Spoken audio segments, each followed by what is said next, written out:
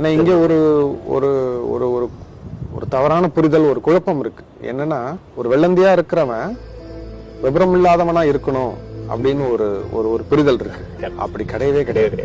அவனுக்கு விவரம் இல்லாம இல்ல, அவனுக்கு எல்லா விவரமும் இருக்கு. ஆனா அவன் வெள்ளந்தியாதான் இருப்பேன், அவன் ஒரு முடிவெடுத்துதான் அவன் இருக்கான்.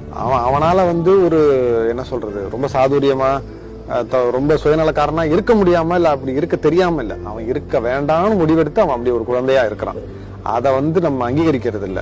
ஒண்ணு, ஆமா, நம்ம அவனை யூஸ் பண்ணிட்டு அவனை முட்டாள் நினைச்சுக்கிறோம். நம்ம அவனும் விட்டு கொடுப்பான். சரி, அவனுங்க என்ன பண்ணிட்டு போட்டும் போ அப்படின்னு விடுற ஆளுதான், மன்னிச்சு விடுற ஆளுங்க தான் அவங்க.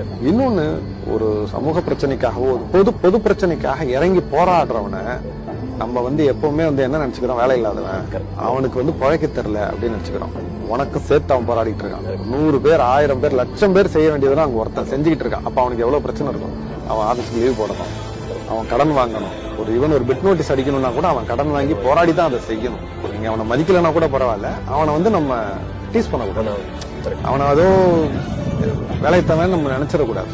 அவன் பண்ற போராட்டத்துல நமக்கு நிறைய விஷயம் கிடைச்சிக்கிட்டு இருக்கு, கைவிட்டு போகாம இருக்கு.